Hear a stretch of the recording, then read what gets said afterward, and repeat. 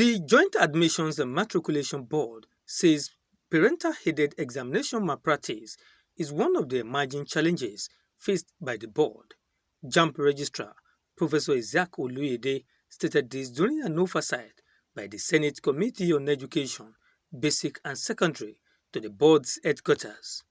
The oversight is coming few weeks after the 2021 Unified Tertiary Matriculation Examination.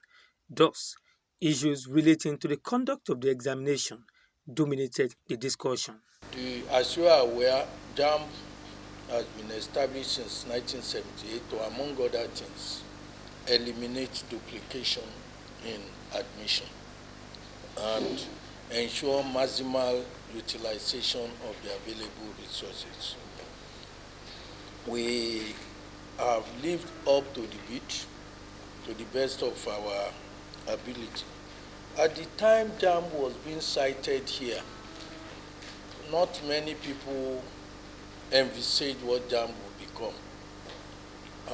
At the time the board is being cited here, it was felt that students would just be moving and so on. But now, most of our operation had been digitalized in such a way that we are finding it extremely difficult to maintain this place in view of the fact that what we spend on Abuja to Buhari is more than what we spend across the whole country in terms of our examination and retrieval of results because of facilities. We are planning that we will have an operational base in central area, and through the grace of the legislature and the executive, the arrangements have been made for us. We have been allowed for 3 years to set aside some of our resources, which by God's grace we are going to use in making that possible. On behalf of the board, I want to welcome you once again and to say that we have 13 zonal, so to say, offices. We have 3 offices that we call annex, and these annex are generally for distribution of our materials. We have 3 annexes that we call headquarters annexes. We have just created one more. It used to be 2, Kaduna and Lagos. But operation has shown us that we need one, particularly in what looks like central Nigeria. And that's why we have created one in Ilorin at the annex now. So we then have other zones. We have for all the southwest, excluding Lagos, we have at Ibadan. We have for all the eastern states in Enugu. We now, because of what we say pragmatic nature, we split south-south into 2 to have 2 zones. We have one controlling Delta and Edo, another one in Rivers controlling the other parts of River States, of south-south. In the north, we have recently created Sokoto because of the insecurity, controlling Sokoto, Kebbi, and Zamfara. When we have Kano, controlling Jigawa, Kano, and Katsina. So in the northeast, we have Borno, theoretically controlling Borno, Yobe, and Adamawa. But you know that's as is now. We are bringing Adamawa back to be reporting to Abuja because it's easier to move between Abuja and Adamawa than to move between Borno and Adamawa. The other one is in Bauchi, controlling Taraba, Gombe, and Bauchi. So these are the zones, and in each of the states, we have the state offices. So this is the structure we operate. We have a director heading each of these zones. We have the state coordinators controlling the state offices. I'm a teacher, man. Those of us who are teaching, like lawyers, when we stand up, we prefer, we talk better, because that's what we do as to get our money. So here in the submission we had made to we have given an account as requested, the budget performance for 2020, and we have given them up to what we have there.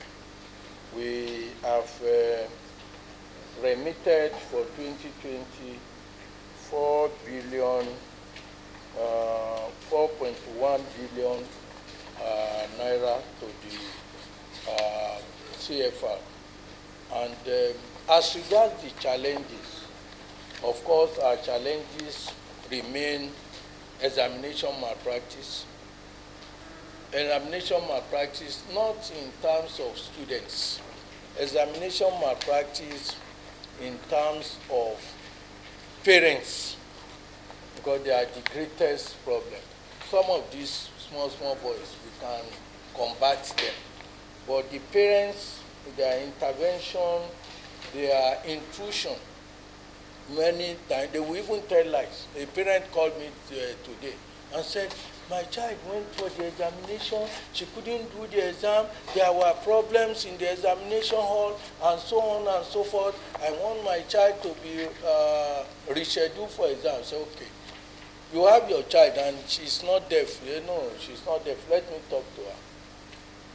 You did not write exam. How many questions did you attempt? The guy said 180. 180 out of how many? It's out of 180. Well, and on the screen I could see that she answered 180, and she scored 135, 135 over 136 over 400. So, but she answered all the questions. But because the mother had seen the result now, and had seen that the child had not done well, they were ready to package anything. And the man said, no. I said, were you in the exam hall? So he was quarreling with the poor girl. Why did you say you answer 180? This is the type of thing we come across. They do a lot of things. And I'm sorry to say, man, particularly the mothers, most of the problems we have, most of them are by mothers who want their children to either be lawyers or doctors at all costs.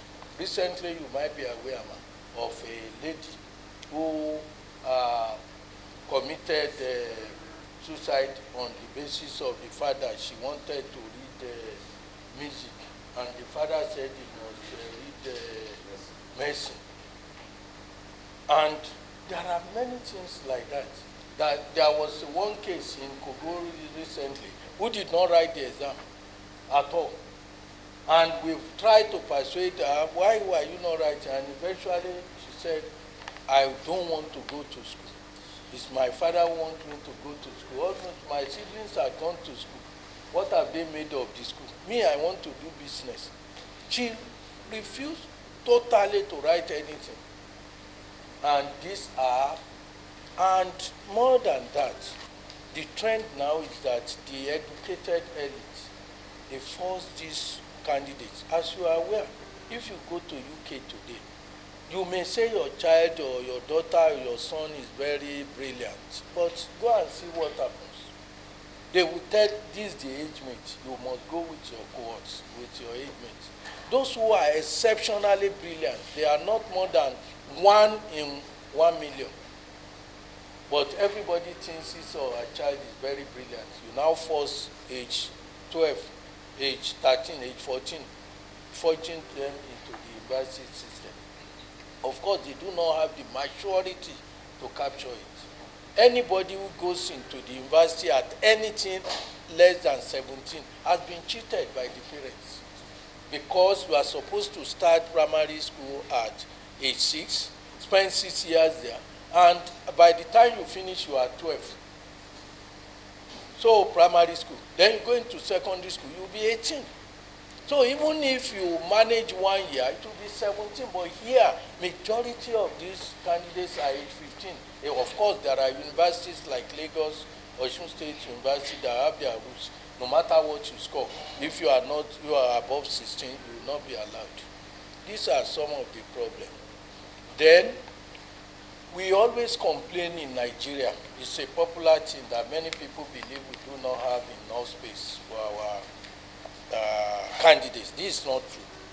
We have more than enough for all qualified candidates. I can say it with facts and figure. The real thing is mismatch. What you have is many people want to go to medicine.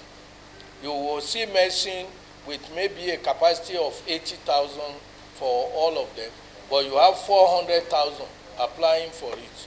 But there are other courses, education, agric, they will have 60,000, but hardly will you have 1,000 who apply for them, for those courses. They are there. So I think these are also part of the problem. We also have problems of indiscipline, irregular admission. This year now, Bureau of Statistics will ask you, how many candidates did you admit in 2017, Jamb? Last year, we would say, 2017, we admitted 450. This year, they will still ask the question, how many candidates did you admit in 2017? We can't say 450 again, because we will have discovered 100,000 more that were admitted but not recorded, that when they were about graduating, they start calling something regularization. People had been admitted without record. And that damages the name of the country, because Bureau of Statistics supplies information to the global data. If, like I always give example, if you ask me how many students were in your class on Monday, and on Wednesday you ask me, and I say there are 5. If you ask me again on Friday, how many were in your class on Monday, I should tell you 5. But they will not be 5 again, they will have become 10. Which means we will discover those who are, that is the evil, one of the evil of people who have been admitted illegally. I had a case recently of somebody who had graduated, but he had no credit in biology, and he read medicine. So that's another part of the problem. They will admit them, and they will put pressure on the board now to regularize such irregular thing. Another one is private schools. I believe you are aware that primary education, secondary education had been turned into another thing in terms of making a nonsense of the public institutions, private, primary, and secondary. If we are not careful, the same thing will be done of the university system. Because what people are now doing are faking anything fakeable. And all in the name of showing that my secondary school is performing. You will see when we release the last result, those who are making noise are the proprietors of schools and tutorial masters, because of the money they have collected from the parents and their ability in the past to cut corners and get inflated results for people. We are blocking them. And thanks to the federal government, the introduction of NIN really helped. Many people were making noise. They were saying, introduction of NIN, we put people under pressure. Thousands will not be able to register. To show the statistics, after we have finished the whole thing, we now open the thing. Anybody who wants to take our form, or who had not been able to take the form due to NIN, come and register. Bring a draft of 3,000, 4,000 and submit, so that we don't just make fake people to come and they came. All of them, they were about 36,000 who were deprived by NIN. Of all of them around the country, there were 36,000. And the gain for the country. It's better for those 36,000 not to be registered than what we, because the fake number we are having. Last year we registered 2.2 million. 2.2 million. Yes, it's money for Jamb, but that's not the type of money a nation needs. The type of money that destroys the statistics and the planning. So now this year we hardly have 1.4. So you can see, and even if we had the 35, 36 that claim they were, you go nowhere. And that is closer to what it should be. So I want to also say one of the problems we have is dubious CBT centers. Jamb has about 40 CBT centers out of about 750 that we use. So others belong to institutions, federal, private, and so on. And we pay them for the use of these facilities. But many of them, particularly those being controlled by institutions. This year, examination malpractice dropped radically from over 4,000, 5,000 to about 40. And the 40, not less than 50% of the 40 are traceable to institutions. So where did you pick for your exam last time? The one said, Owo. And I say, okay, put him in speaker, on speakerphone. Oh yeah, tell me, where did you pick? He said, Owo. I said, where? Read it. You have your form. He said, what did you pick? He said, Owo slash Akure slash. When we slash him, it means that we have grouped them together. You can go to any of them. You have only 2 centers in Owo. If I post you to Owo, you will have prearranged with the center owner, and for examination, we group all adjacent towns together. And once you pick one of them, of course you can't pick one because we have grouped them together. But because of the nature of Nigeria, you will see a distinguished person saying, my child was posted to. I say, bring one. You will not, because we don't post people to places they have not chosen. But they are not careful. The whole of Lagos now, we divide it into 3. And we say, Yaba, Ebutebeta, mainland, up to Akoka, all those places. Ikeja, Agege, that's another one. Lagos Island is another one. Ekpe and Ikorodu standing alone. So if you now say you want to pick Festac, what's Festac? Festac is one of, you can, from Festac you can go to Badagry because they are very close. So it depends on the number of CBT center. If a town, like I told the distinguished person this morning, if you have money and you establish 4 centers in Owo, everybody will pick Owo, will stand alone. But we won't allow less than 4 centers in a town, because that's a recipe for examination malpractice. So when you see people commenting at times, you will be asking yourself, did these people go to school at all? Because people will ask, somebody said, why can't they write the exam instead of putting it in 2 weeks? Why can't they put it for 5 weeks? I say, are you in Nigeria? Don't you know that the same candidate will do WAEC, they will do NECO, they will do NAPTEP? Don't you know that we have to meet and say, oh, you will have this window, this you will have this window. So if you allow, is Jamb the only examination that is given? Some will say, why don't you extend the duration of the validity of the exam? Again, it looks illiterate. Because anybody who studied anything called education will know that the exam we hold is not a certification exam. It's a ranking examination. In ranking examination, you are not examining a candidate per se. You are examining him in relation to others in his class.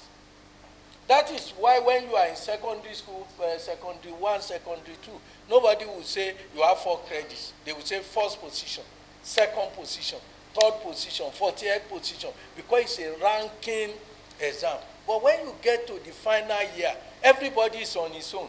They will be talking of how many, they won't say somebody came first, somebody came second. No, because it's a certification examination. So some people, because they do not know, ranking exam, there is no pass or fail. No, you can't fail it. You are just ranking them, because what qualifies a candidate for university education is not UTME. What qualifies him for is 5 credits, 5 level. So it is assumed that all of them have 5 level. Now if you have 5 level, I give this example that somebody has a wife and 5 children and is going to Lagos for Salah. And he said, oh, all of you are my children. How do I choose those to go with me? Okay, I will send a test for you. The first 3 will go with me. There is no pass mark. Somebody can score 9. The second one can score 3. So in Nigeria, they will say 3/10, as if the exam we conduct is what they call one chance exam. One chance exam. What that means is that anything can affect it. If you quarrel with your wife that morning, it will affect your performance.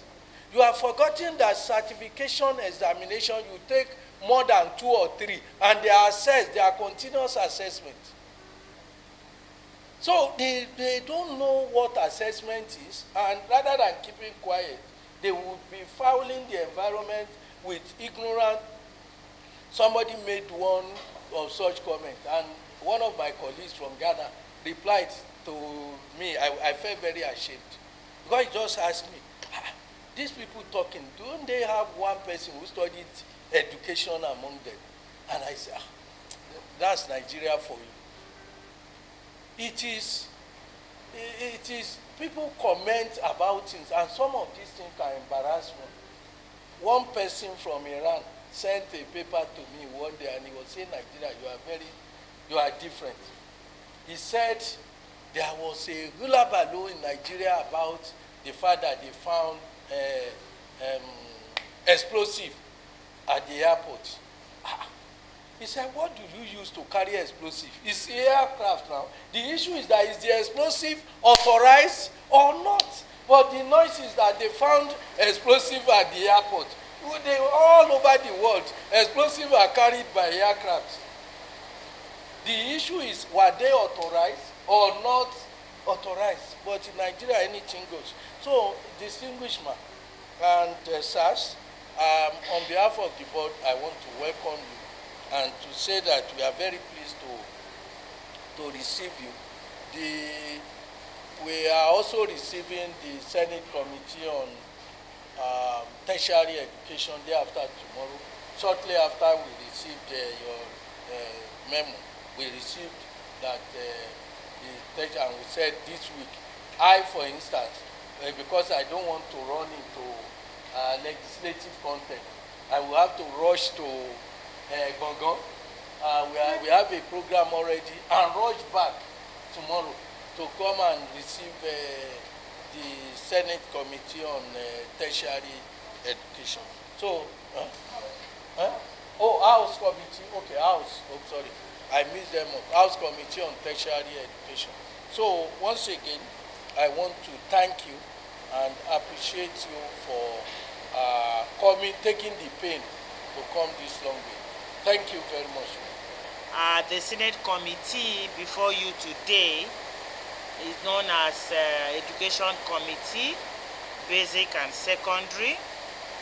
We are here today to discharge our own legislative responsibility, that's the oversight function as it relates to matters relating to education, MDAs, agencies under our own purview.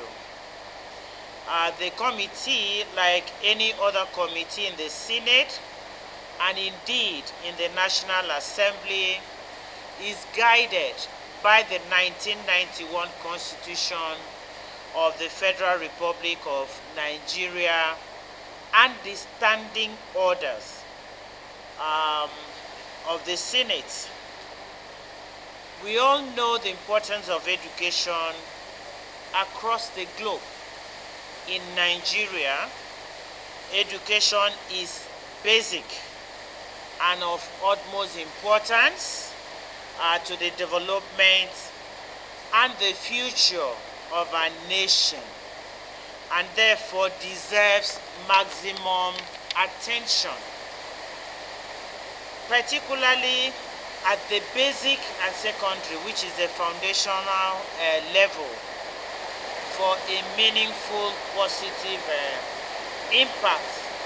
Whatever somebody will be in future, it is the foundation, which has to do with secondary, primary and secondary school, that is most important. If you miss it at that level, you will miss it at the higher level. This also can only be achieved through formidable policies, adequate funding, prudence, commitment, good governance, and political will for the achievement of the good foundation we are talking about. The Joint Admission and Matriculation Board, Jamb, which is an education examination body and stands as a bridge between the secondary and the tertiary. That's very important. Jamb stands as a bridge between the primary or the secondary and the tertiary institution.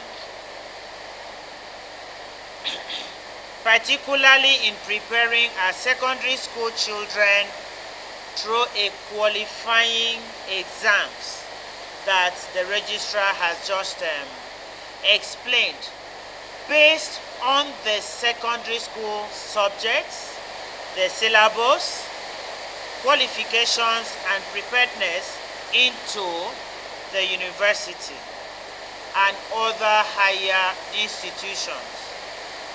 Jamb is therefore a necessary vehicle towards achieving a quality and standard education in Nigeria. Just as you have explained, that bridge, the exams that you use to prepare, is not the certificate that gives the qualification, but to show if such a child is prepared to move on. It should be noted that the oversight responsibility, what has brought us here today, is not to wish hunt anybody or any institution. It is just to monitor, to observe, and to give counsel when necessary, to find out if there are problems, issues that we can intervene to aid the progress of the board and other agencies as the case may be. In this vein, the committee commends the board on the last conduct of the 2020 Jamb exams, which the committee actively participated in monitoring. We will want to know the outcome. While you were briefing the committee, you did mention the results, the performance of Jamb 2020. We've heard various comments on the social media. Thank you. I was shouting. That's good. We've seen comments from social performance of Jamb, and we cannot just pass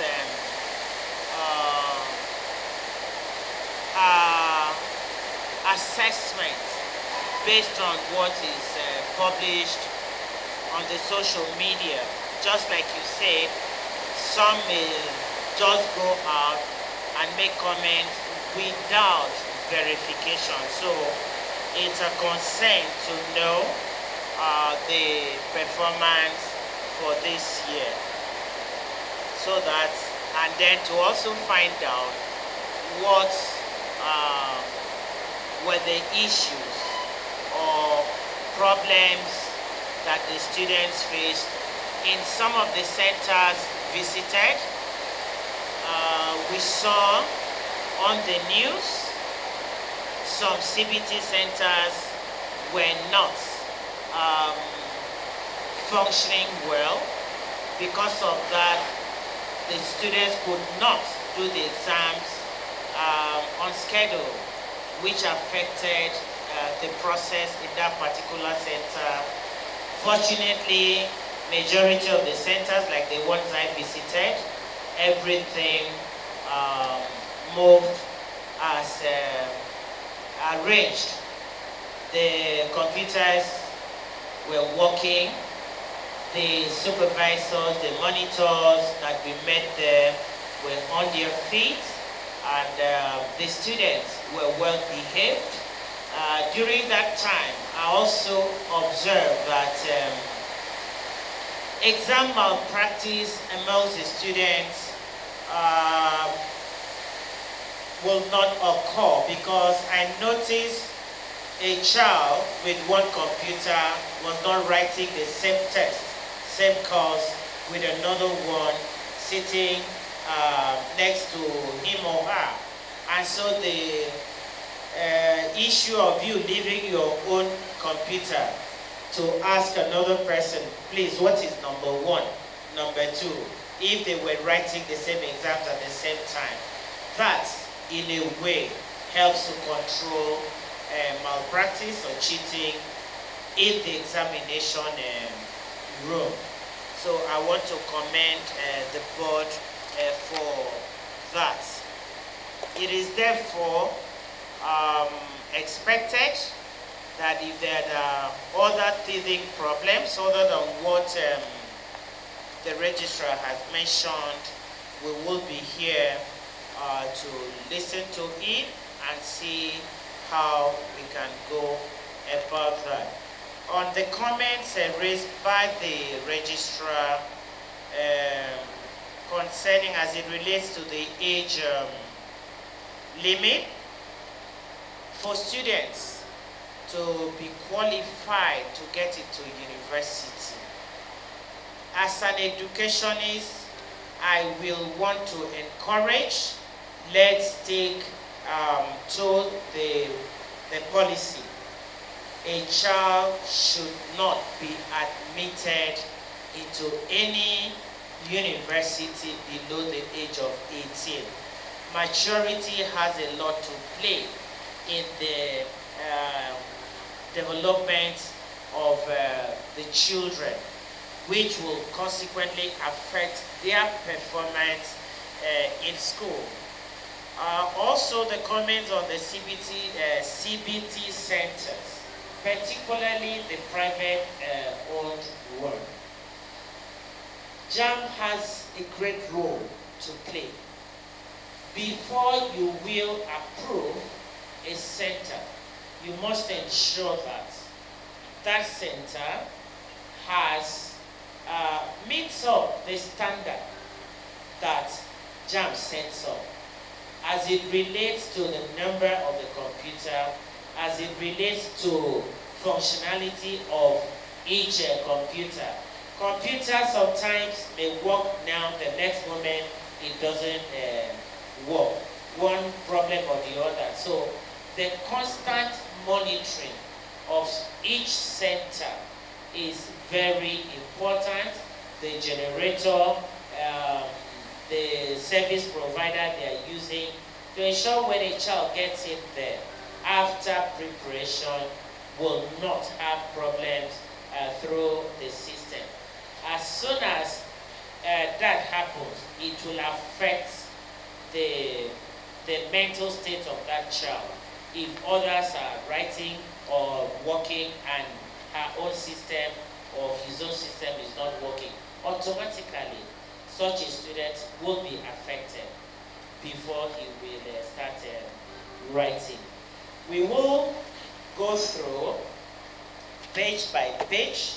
The senators have comments, they have questions to ask based on the report, performance report for 2020 budget that you sent ahead of time. We've gone through it and we have issues to raise to find out certain things. Having said that, I want to once again appreciate the registrar for cutting short his engagement outside I know you told me you were in New York. You had to come in yesterday just to prepare to receive us. It shows a good working relationship because by and large you will need the National Assembly for your appropriation, and it is a responsibility to oversight to ensure that what we gave you approval to do is done creditably for the benefit of the nation. Thank you.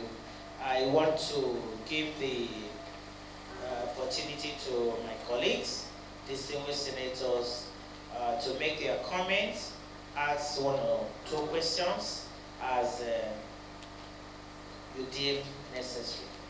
I think on page 1, the first item that, there are 2 items there on page 1 that I want to have my comment. Well, as much as publicity and advertisement are important, but I look at the cost, and then maybe we want to have some, because the document submitted did not give us explanation. So item 2 is what I'm looking at, and the amount that's expended is almost 100% of the budget. Item 2, which? That's page 1, item 2, the adverts and publicity. So we also want comment on the e-registration expenses.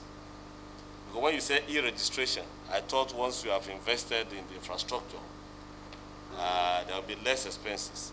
So that's number 11. And we are having about 401 million on e-registration. Maybe you can provide explanation as to what this is. So that may be related to electronic syllabus, because what they said in the item is that these are discs. And if you are able to, you are producing discs as 131 million naira. I wonder how many numbers that are being produced, and it's because it's bulk production. You have the items. It's just if you look at the cost, and if maybe your own type of disc is different from the common disc that we are aware of. That's number 10 and 11. So I've taken on that to be 2, 10, and 11. Then the other one is on page 2, item 24. You know the questions. So the local travels and transport within 2020, that's page 2, item 24. Given that we had COVID in 2020, and you are still able to expend 99%, almost 100% of the fund allocated to local travels, whereas we are aware with COVID, and as you say, even when we came in here, most meetings were conducted via Zooms and so on. How come we still have almost 100% expenditure on local travel and expenditure? I think the other one on page 2, which I'm interested, is number 43, which is corporate social responsibility. I recall that we had discussion on this during the budget.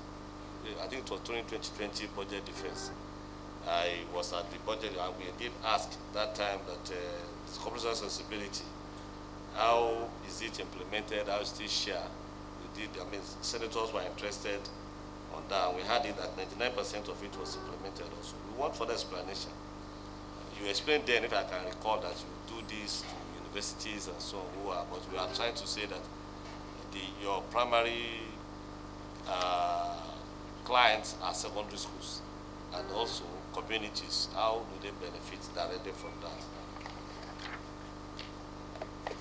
And I'll be going to my last set of questions, which will be on page 3, which is staff welfare.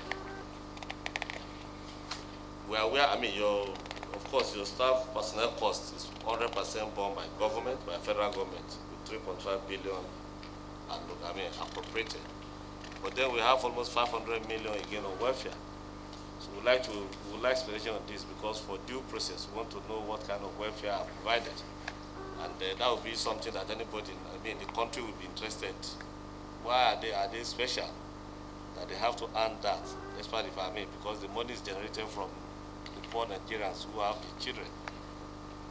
And we are not sure that I want to now give it to a few number of staffs who are working in the organization. So my last one is on page 3, as I said, which is the capital project.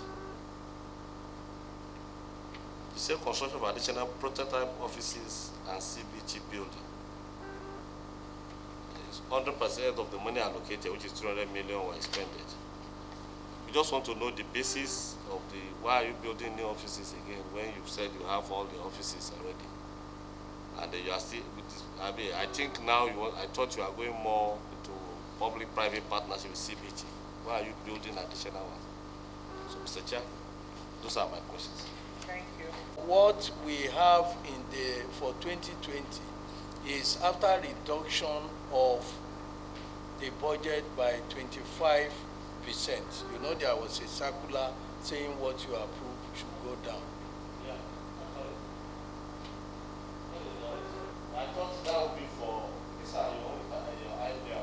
We did for our own too. Okay. No, for federal government. I know, we are aware. I thought that was done on Everything. So we have to now reconvert them into this percentage that you are having. Because what we budgeted, for instance, to spend 100 naira for government, I give example. We give our tertiary institutions, based on certain criteria, we give them 300 million every year, 500 million every year. University, polytechnics, colleges of education. We have to, instead of giving each of them 100 million, we gave them 75 million. That was the extent of, so when you now see the 75 million, and we say 100%, it's actually 75%, but because that's the totality now, that's how you have. It's not reflected like this, because the approved budget is still what is stated. So, because if the approved as still, Yes. what you should be quoting on that should be the value. Oh. Because what made it careful about where we did supplementary appropriation.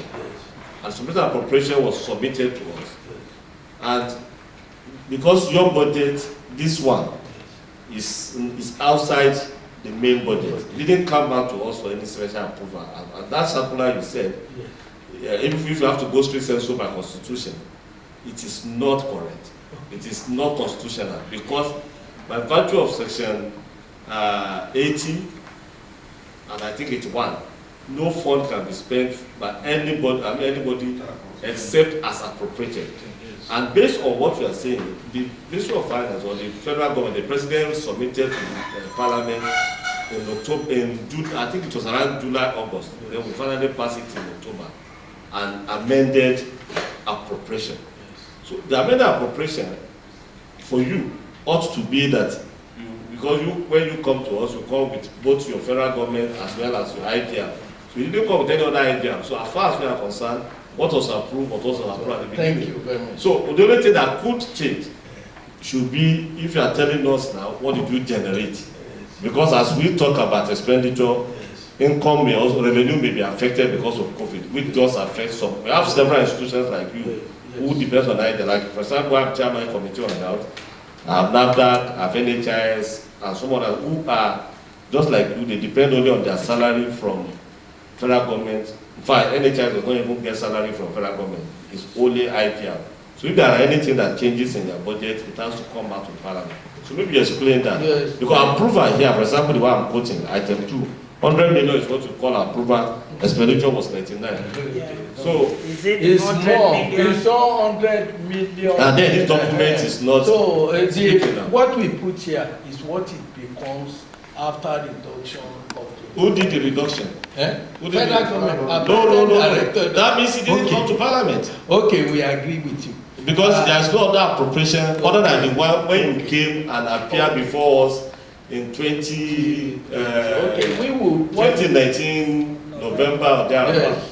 What we did was to shorten the cost, to say eventually after the federal government directive, what remains is what we have put as 100%. For all practical purposes, is 75%, except for income.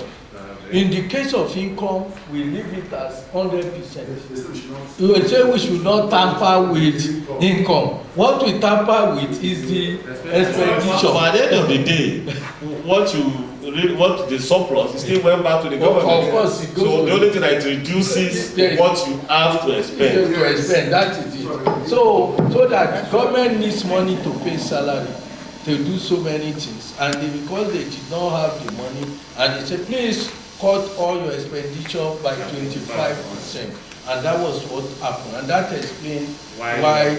Then when you talk about advertisement and publicity, if we spend this much, and people are still asking that the publicity is not enough. For instance, we publish in 18 newspapers. And we will publish online, publish NTA. Every time we want to do NTA, it's 2 million. You get the point. It's 2 million per network. Sir, yes. Let me, because that's why we are citing. Is the PR when I'm asking.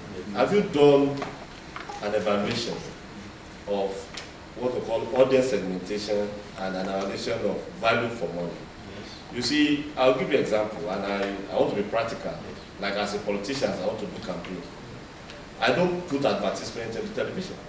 Why? Because in my study has shown that majority of my constituents don't have electricity to even watch television. As such, if I put it there, I'm wasting my money because they won't see it. Rather, I use radio. I'm just giving, so that's in terms of value.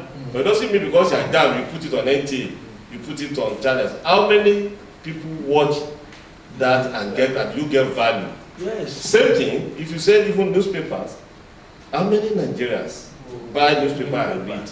What is the best means? And the three is that who are you targeting? Who are your target audience? Your target audience are your students. Yes. Where do they get their messages and news? Yes. So this will make you to be able to get value for expenditure. That's why I said publicity. Sometimes people don't say, "Oh, go and use papers, go and use this." And it's the money that is not well spent. Yes, I agree with you, distinguished. But what we do is that there is legal answer, there is sensible answer. The law, I can't tell somebody that, oh, what I do is that I send text message to them, I send WhatsApp to them, which we all do, all the online we do. But the one, when somebody, a candidate was threatening to sue us recently, that they didn't give me information, what the court will listen to, where are the newspapers where you publish them? Because those are concrete things. In fact, the law demands in some cases that you must publish in not less than 2 newspapers. So some of them, I agree with you, that some of them are not real value for money. But we also use the radio, we use all other, including FRCA. But I agree with you that that may not be the best, but of course, that is the best we will be able to do.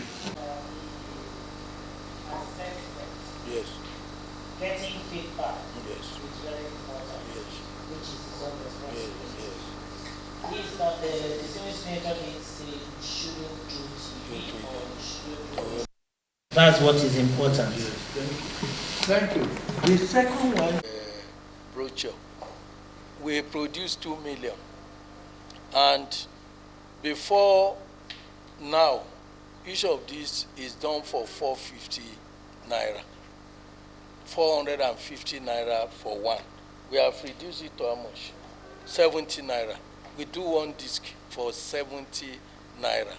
So that is that about, and we have electronic syllabus and brochure compact disc. That's how you come the money. How do you circulate this?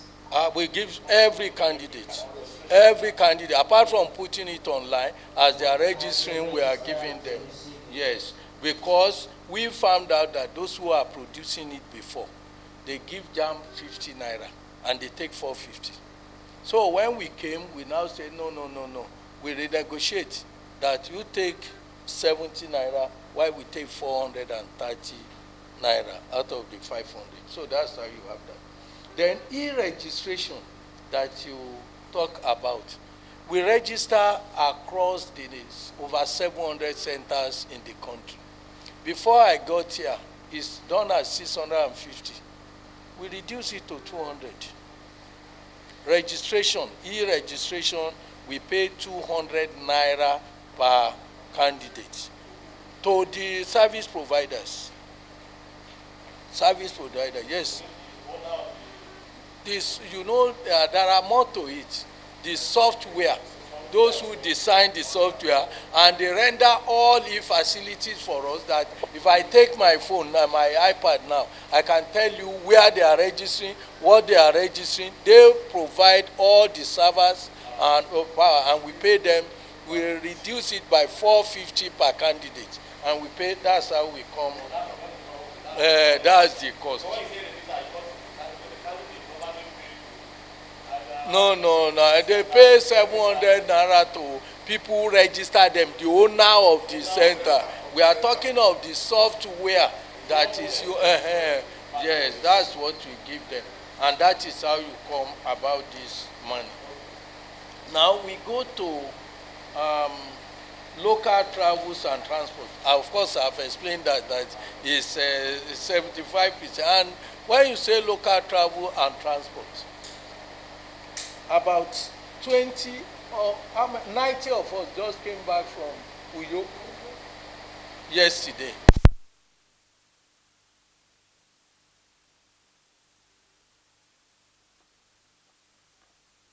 And we are going for training.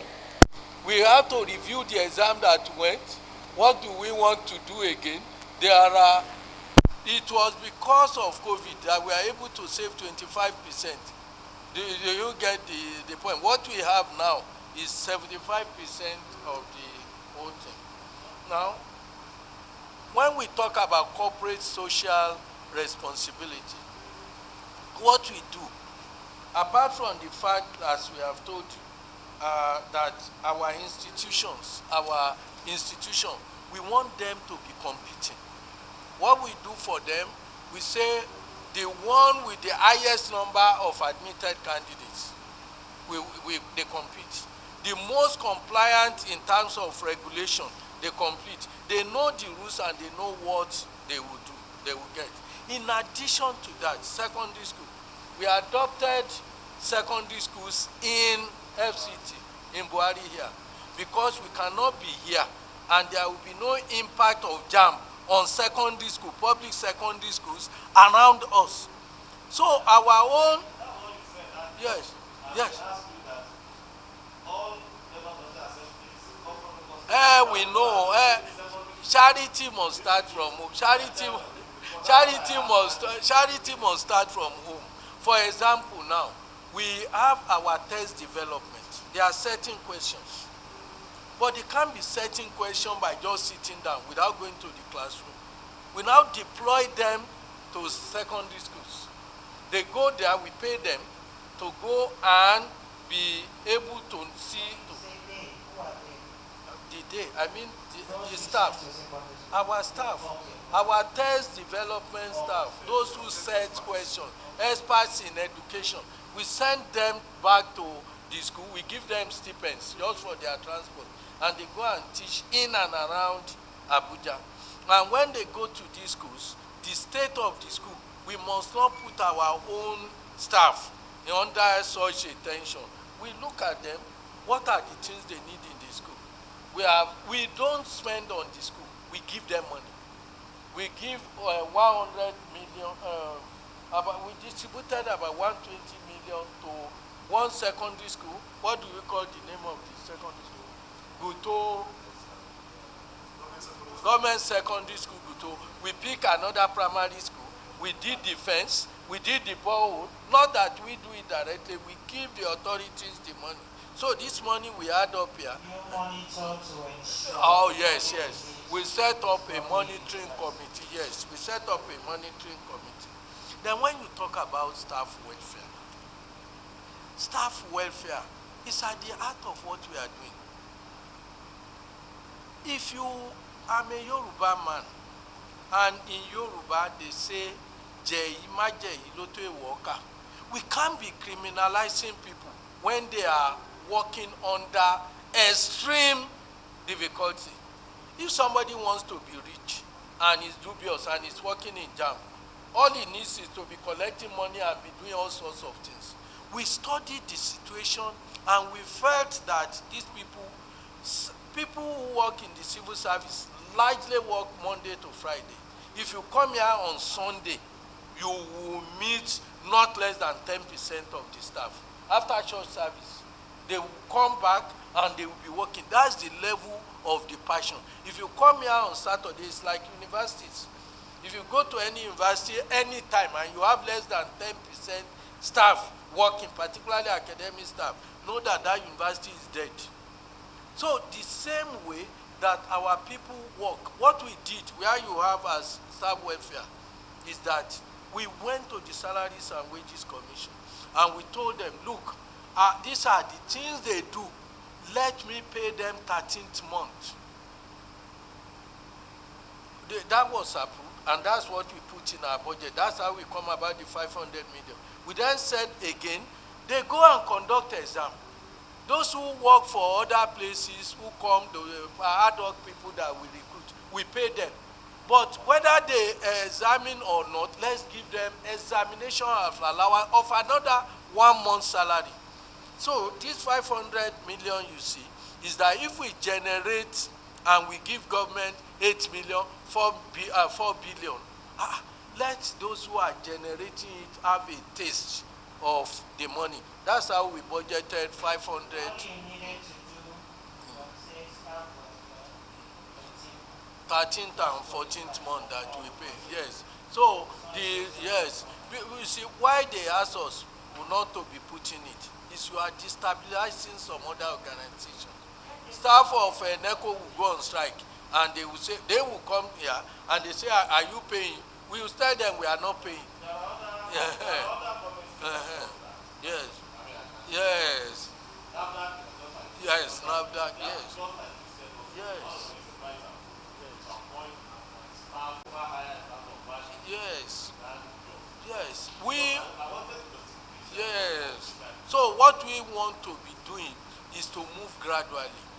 We believe that if you give somebody, anybody who is going to be a thief will be a thief, no matter what you give. But let those who are not thieves, let them not be forced to become thieves. That's what we are doing. Distinguished, you are welcome, sir. Sorry, page 1, item number 13.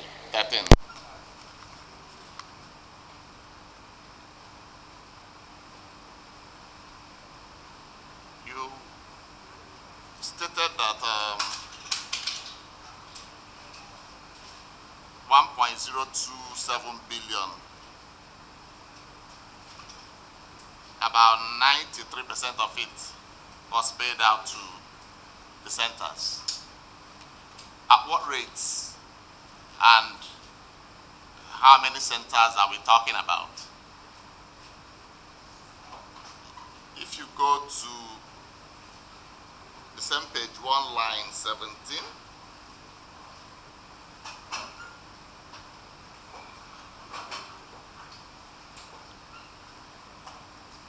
general services, security cleaning and fumigation,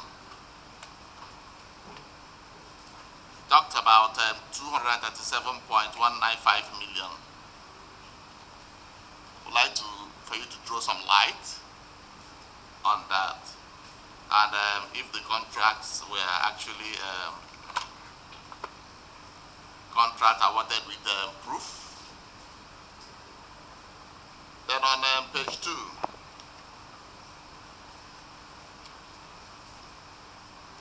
item number 22, moderation and item banking,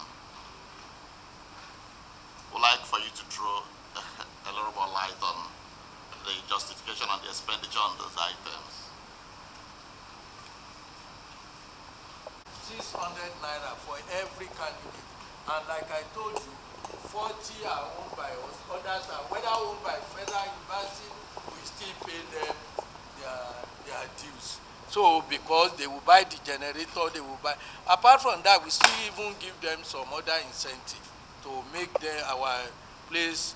For instance, we provide 10,000 per day for their feeding of their own people during exam, to make them at least comfortable and cooperate with our people. For instance, we start exam at 8. We ask candidates to get there by 7, which means somebody who will open the gate must be there by 6.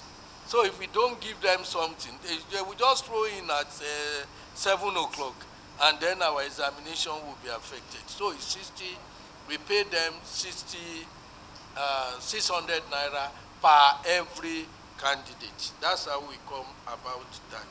The second one, about general services, security, cleaning, and fumigation. All our offices across the country, we pay, apart from paying some, the one that is even direct is that we have a minimum of 3 civil defense covering each of the states across the country. And minimum, what that means is we pay 45,000 as incentive to them. Minimum of 45,000 at the headquarters here, because they are more reliable and more direct than hiring private people that all sorts of things can happen.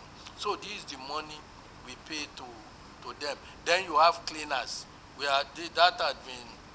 That's insignificant in terms of the number, the amount of money. But that's why we say security, cleaning, fumigation, all those things that goes into it. That's it. On item moderation and item banking, when we set questions, they have to be moderated, and we pay moderators. And there is a way of banking them, process and procedure. So that's what we spend on that. On maintenance of IT equipment, upgrade of computer, and so on. This year alone, if it had been this year, I think this year we spent close to 400 million on those computers, on servers. Exam delivery server, because we must be ahead of people, of the people we are leading. What you do this year, I give you an example of upgrade. Last year, it's possible for us to conduct exam till 7 p.m., till 8 p.m., till 9 p.m. But security this year does not call for it. We have to amend the system to make sure that anybody who does not start exam after 1 hour, the team will discontinue, and we would reschedule him. To reschedule him is cheaper and more reasonable than losing one life. So last year that problem was not there, but this year, given the situation, we have to do what, and you will see that somebody will say, oh, my child, the exam was disrupted. I prefer the exam to be disrupted than for somebody to work till 7 p.m. or 8 p.m. in the night. So that's what we mean by constant upgrading. This year, last year was even 110. This year, what we are paid directly, I think it's over 300 million, because one of the server is 500, about 500, 500,000, and we bought 500 of them, 500. And in fact, we had to be begging during the exam. It's at gunpoint when we were to conduct exam. Then maintenance of office building. This 81 million is what we spend on all our offices across the country. So we have to put everything together and capture them. So that is, I think that answers you. And you raised the issue of additional prototype office, CBT build examination center. We told you we have 40 out of 700. We need model one. If you have the time, we'll show you our model one in Kogo here on our way out. It's on your way out. Just see what a model CBT center is. 2 years ago, we bought one in Oshogbo, and we even prefer getting ready one and buying than even building, because it's cheaper, and that's what we do. Because if we don't have such model one, we won't have anything to show as standard, as example of what it should be. What we are planning, that all things being equal, we expect that Jamb, whoever is the registrar here, will turn this place into international examination centers. We will show you a ramshackle exam center that we have here. The intention is that we should be able to have 2,500 capacity here. That immigration exam, for example, the Nigerian police want to recruit, all this going about, we just say come to Buhari, and it means we can take 2,005 at a sitting, 7,500 per day. That is the standard. That's what our colleagues elsewhere are doing their prometrics, and we intend to turn this place into such, so that not only that the private people will continue to thrive, but they will have standard. That if you want to see what standard is, come and we will show you. That's why we have our own. Thank you very much. This is what we turn back. I know that all the surplus, you have taken all this, but still, after you have given us the budget, it's just based on what you have spent, and then we return them. We come for example, like this prototype that you are talking about, like this one, and these are what is required to be done. Because government will not give you resources to do that. And whatever goes to government, we use it to be able to do other things for the country. The prototype, I would expect that we should have in every state of the country. We can now try to plan to say what to have it, particularly in areas where private will not invest. Because there are states where private will not invest. There are areas within the state, like in my state, I would say Kwara North, for example. I think we don't know single one. And so you should be able to now say every year, on the basis of whatever surplus we have, X percentage of it we use for this, and you present it to the parliament, will approve it, as far as you are able to justify those ones. So that you don't run after the figures I want to return to government. Yes, it's good to return funds, but it's also good to be able to build the internal capacity. And I think that a criteria will be important, since we are now considering budget, to say, based on this criteria, this is what we'll be able to use. That's what I want to do. Thank you very much. We are trying diverted to construction. We want to limit what will divert our attention from the examination as much as possible. That is why we limit to every year the amount of attention that we will give. And anywhere where you put money, if you are not careful, something else will happen. And that's why we are trying to make sure that, in fairness to the Senate and the legislature, they have been very helpful to us. Anytime we bring it, we will normally approve. But we also don't want to overstress our luck, because if we say because we are generating it, and then we want to, apart from diverting our attention, we also believe that our goodwill should not be exhausted. That's why we are very careful about what we do. But now, federal government has even created a more serious one, that as you are collecting, every cover we collect now, 25% is deducted up front.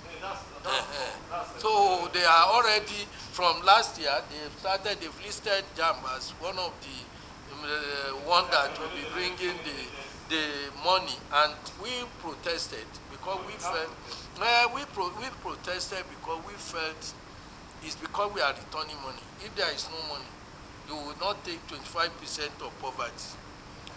So, but poverty,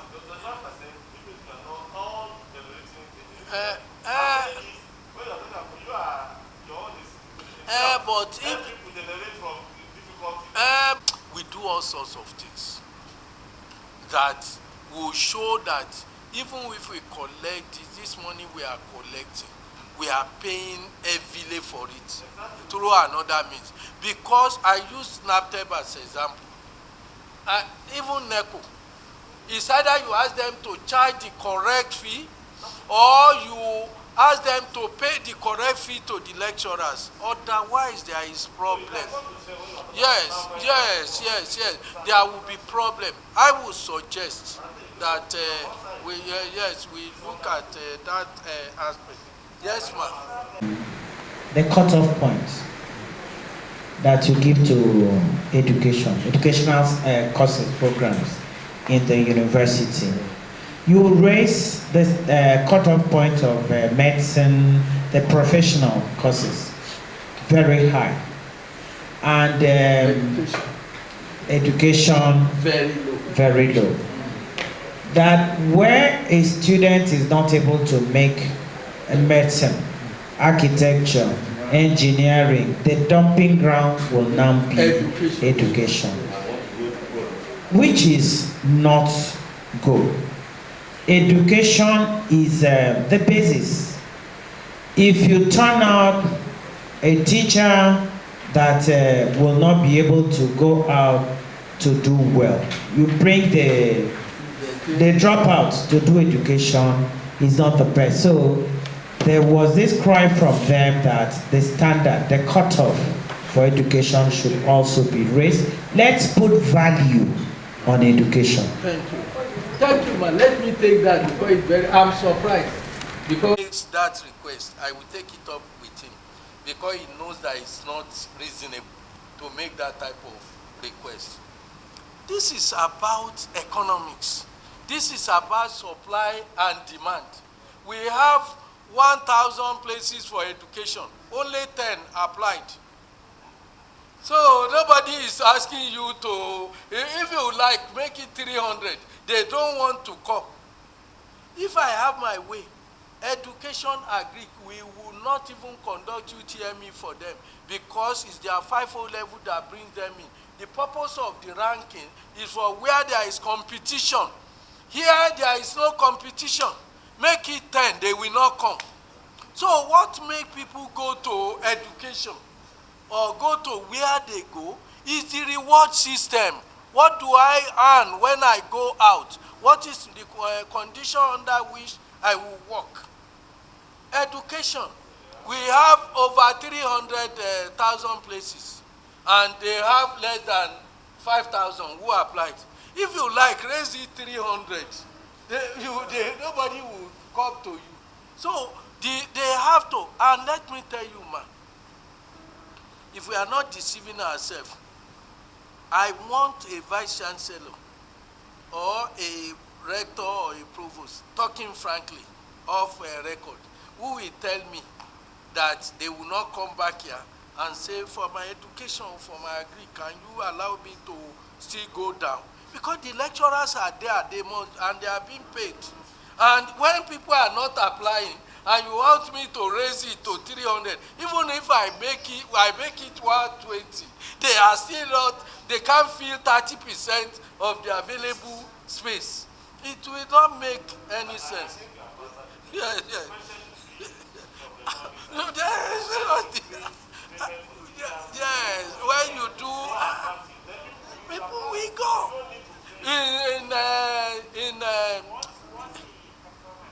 All those who apply for education, we need not conduct exam for them. That what you have, the standard should be pass your O level. Pass your O level and go. The same thing for the question, we are done with the question, the issue I raised. The general performance of Jamb for 2020. Okay, man. Yes, how many students did you enroll? How many passed? Yes, ma'am. Yes, thank you very much. There are two issues. I want to answer the two questions that day. You raised the question about name, and I'm happy you raised that question. And we as educational institution, we want to talk with facts. And that's why we said, those of you who have name problem, code problem, come and register. We know we will not register them. We will return their 3,500 to them. because but we want to capture it for purpose of planning. How many are people put behind fence by name? And we capture them. And those people, we now ask them why. Many of them will say, I didn't start my NIN on time. Some of them will say, I have NIN, but code is not verified. What code means, sir, is that when you have NIN, because we know people are faking this NIN and using those of other people, we now sign an agreement with NIMC. 55019 belongs to us. That's Jamb code. You will send your NIN there. We don't ask for your name, just your NIN. Once you send it to that 55019, NIMC will send all your names and all your particulars, including your biometric, to us, and will send a code to you. That code is what we will come to use to register. Once you give us that code, we won't ask you what's your name, what's your everything is already with us. And that saves a lot of people who are double registration. I'm Isiaq Olanrewaju Oloyede. I go and register as Isiaq Olanrewaju somewhere. Somewhere Oloyede Olanrewaju. I will register 3 or 4 times, paying for each of them. But this has been blocked because you have only one NIN.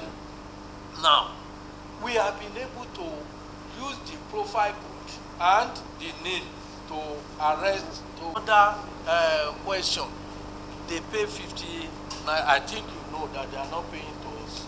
The 50 naira is being deducted by the service provider, the MTN telephone. When we discovered that, we called NCC, we called Federal Consumer Protection. We invited them, and they called them to a meeting. And the director of regulatory services of NCC was there, and they were all asked to refund the credit anybody. We were the one who invited them, because people think the money go to Jamb, and they were saying they are withdrawing. But those that they deduct their money unnecessarily, they are not up to 10%. 90% is justified. Director ITS, if you can get me just one of these 550190, they ask you, send NIN, put space, NIN space, and put your NIN number. That's what they ask you to send. Many people will write NIN space, SPACE, and some of them will not even put NIN. Some will put their names. And they are 90% of them. And what those people are saying is that, look, if you send it 10 times, they are deducting duly. We have discovered that most of them were the cause of it. What we did was, in order to have evidence, we now asked for the assets. And if any candidates, I invited NTA and some television, we say, my friend, how many have you sent? 30 times, so you have bring it. What's your number? We'll put it on the system. Then we will show you what you have been sending. 20 times, 30 times. Then wrong information, and they will be telling you this thing is not correct. You are supposed to do it like this. He will still do it like that.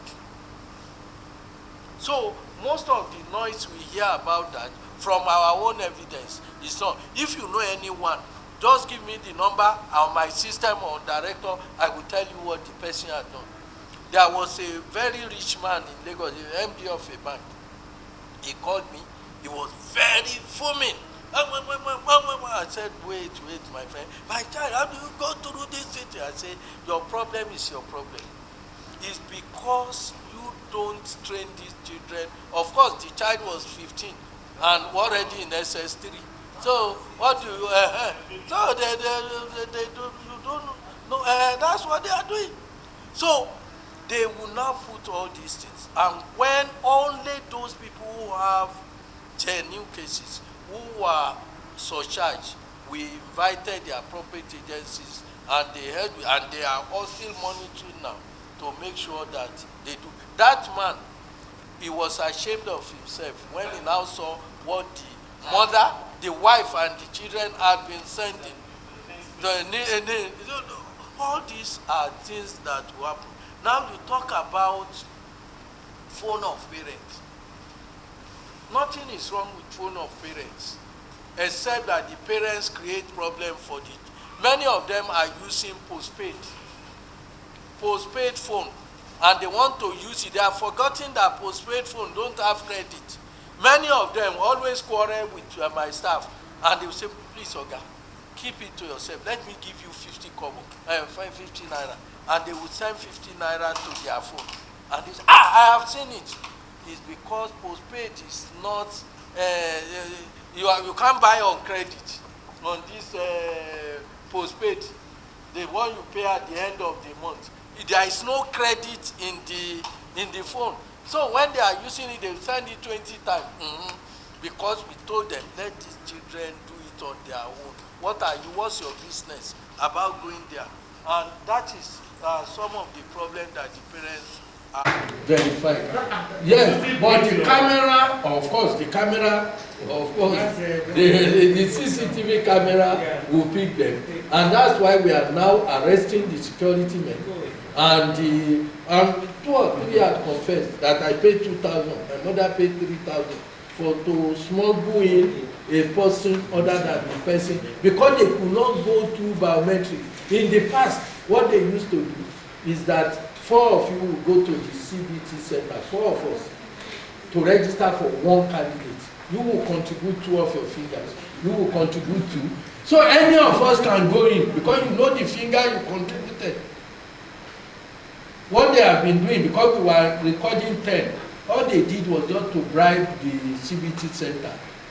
At night, 4 of them will come in, and you will put this and this one will put this and this. Anybody who has chance knows the hand that he puts, he contributes to the registration, he will go in. Now, can the name Yes, Nimsi has the whole thing. So that's why the figure crashes.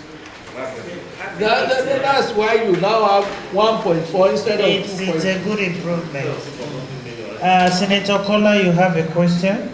Yes. I'm reluctant to ask the question because I came late. And at the risk of perhaps going back, I looked at the page where you stated your challenges and constraints. And I'm not sure, I don't know if you have addressed those issues before, but at least I'm interested in, number 1, menace of examination malpractice, and number 5, dubious tendency of some CBT center proprietors. Can you please tell me, just in case you have told them? With your permission, I will just briefly. That the first one about examination malpractice, we are addressing it, but the more we are doing it, the more new trends are coming. Like you can see, this substitution is now creating a problem. That's why you will now hear that after we have released results, we are going to withdraw some results, because we are now viewing the CCTV camera where we saw that somebody went to the toilet, and the person who came back from the toilet is different from the person who went into the toilet. And the toilets are within the exam hall, not outside, because we insist that our exam hall must be, which means they have planted the one person in the toilet before the commencement of the examination. So, so all these are the issues. Then the last one that we mentioned, the dubious CBT center. The same thing. This year, out of the 780 centers we had problem with only 30. They are insignificant in terms of number. But because of where they happen, largely Ibadan, Lagos, they know the vocal media. It's as if they happen all over the country. They are just 30, and we dealt with them immediately by disaccrediting them. What happened was just simply that the Nigerian factor. Last year we didn't have this problem because we appointed vice chancellors, rectors, and provosts to join the technical advisor for this state, who will now join our own staff. Without their own signature, we will not accredit a center. But what happened this year? They have known that, oh, it's Professor so-so who is in charge of this state. And they simply put pressure on them, and they registered some of these substandard.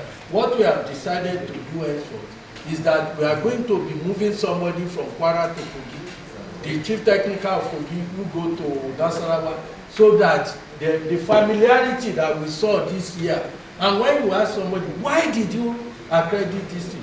Without telling you, so person called me, and they called me, they begged me, they persuaded me. So that's why we said what we will be doing now is we're calling the people, but we will be swapping our, so that nobody knows who is coming to accredit for subsequent years. Just one last question, policy. Thank you very much, Madam Chair. I think we spent a long time on all the challenges you raised. My first point is to sincerely appreciate you. You raised the questions, but you've answered them as well. And thank you also to say that you have to continue to be ahead of the game as you continue to do it. Because while that's why I was trying to joke and say, I said that Senator Kola should ask, all the 5 points you raised, you have already answered them. Because each of them, you have already provided what you are doing to be able to address these challenges. So we want to encourage you and urge you to continue to do that. The last thing I want to say is that when you are introducing why was Jamb brought in to reduce or to eliminate education and admission. But there's one thing that I observe still happening in the system, which is universities conducting post-Jamb exam. Why do we need to do this? And what is your position? And we need to put a policy in place to eliminate that, because it's now double jeopardy for triple jeopardy. Every child, every candidate must meet basic qualification, which is 5 credits in one city or whatever you call it. And now the ranking exam. What does post-Jamb ought to do? Director ITS, please. Do we need a policy? Because this may be one of the things we want to take into assembly to say that no university to conduct post-Jamb exam again. Because we don't need it. Why do we have? Because Jamb was established, funded, and parent pay or student pay without us doing that. Yes. That is number one. Number two, among the challenges, which is the final one I want to say, registrar, is this issue of validation in final year. I think it shouldn't happen. Validation. I do hear now that students, when they are if they are 400 level courses at 300, they will now resubmit. That's when you are now start detecting that somebody was not admitted by Jamb. Yes. So why do we? Because that should not. That should be zero tolerance for that. Anybody, when you do, you put it in place, it will continue to happen, because that's one of the things that will solve the problem. Item number 2 you mentioned about because we should have the data, we should have a standard, and we have to have zero tolerance. Nobody should be admitted except through the process set up by law. Yes, so that, thank you very much. Thank you. Is there anything you're doing to stop underage children writing Jamb? That is one. And then other sister agencies like NACO, do you have times when you meet with the Federal Ministry of Education, and also are they doing the same thing you're doing? Are they having the same successes that you're having with malpractice issues and other related issues? Thank you. Thank you, sir. Okay. Is there anything you do also to check that those who do not have prerequisite qualifications do not sit for Jamb, so that it will not be the duty of the universities when you cancel for Jamb or you show something against that? Of course, they will know that anybody that has passed through Jamb has also qualified. Because I could remember in those days when we are doing concessional exam, I will tell you, you either prima facie qualify or not. That is. Thank you. Thank you very much. My response to that is number one, post-UTME. Some universities, because we do not have the power by law, we do not have the power to deny anybody admission, but the universities have the power. In the University of Lagos, Osun State University, ABU, they have made rules. No matter what you score, if you are not up to 16 and above, you cannot be taken. Last year, one Igbo chap, you had everybody drag him to Senate because he scored so. Unilag will not take you, and there is nothing you can do about it. They say, it's exceptionally brilliant. Say, this boy that you say is exceptionally brilliant is number 150 on the ranking table.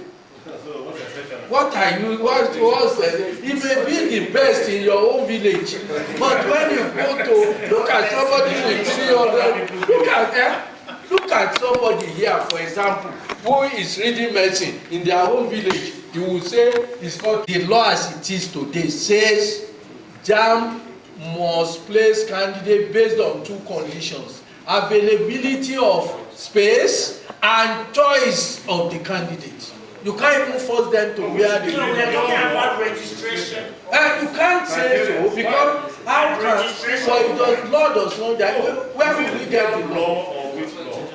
Which law? Jamb law.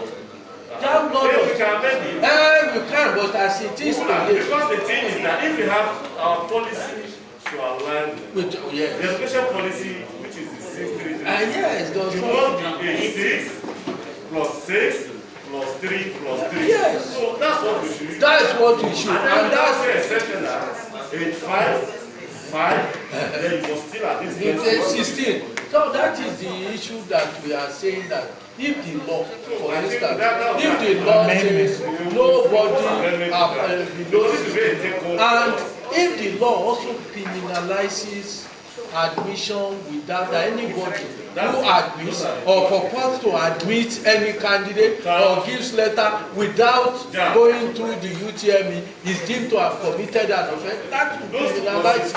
And people without, yes. So people, it will be clear to people to say that this is what the situation is. So yes, but of course, the last question, sir, is the one you talk about NECO and FME.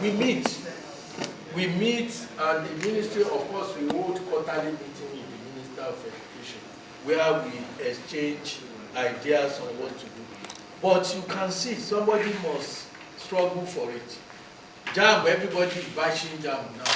They will bash NECO when NECO and WAEC, because to me, if we really mean business, this limiting should be extended to NECO and WAEC. So, and for me, let people make noise. And when they make the noise, after some time, it is for the nation to benefit from it.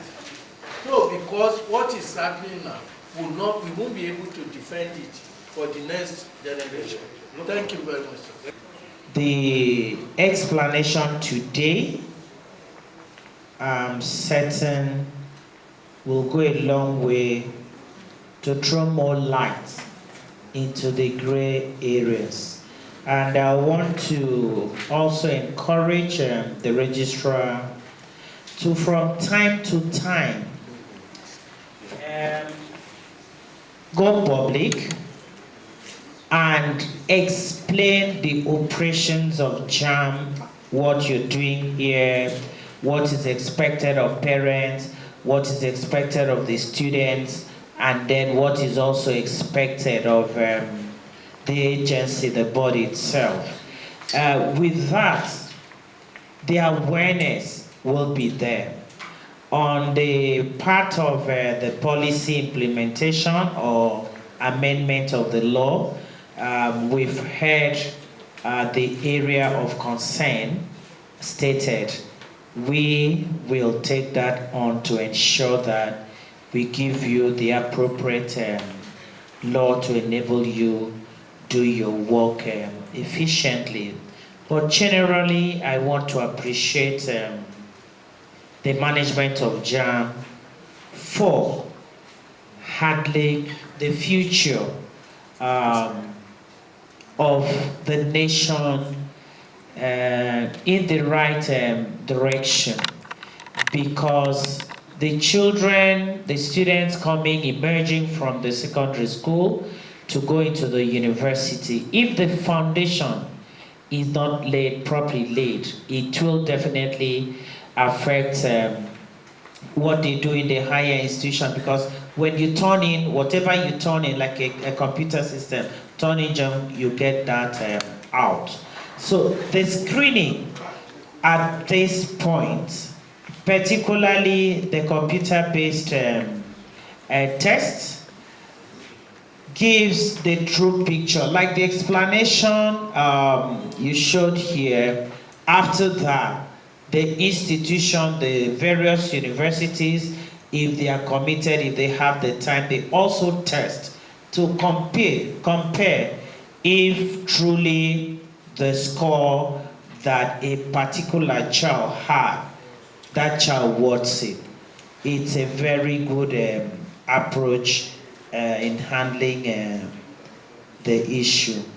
On the CBT centers, yes, the ones established by Jamb, you are able to monitor it well and ensure it is the model that people should follow. You have the private sector.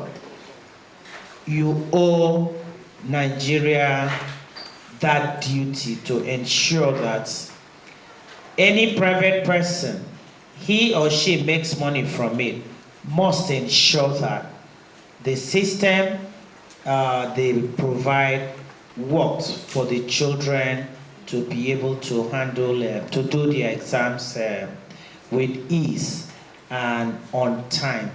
I think if we follow it that way, it will help a great deal in the development of education in Nigeria. Once more, I want to appreciate the registrar for the good work he's doing and the management team working with him.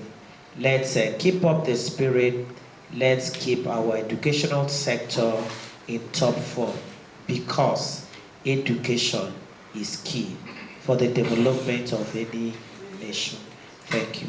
Members of the committee, in their assessment, observed that basic education is an essential foundational base. Thus, Jamb's role as quality assurance check is very important. The committee assured the board of its legislative support to address other emerging issues.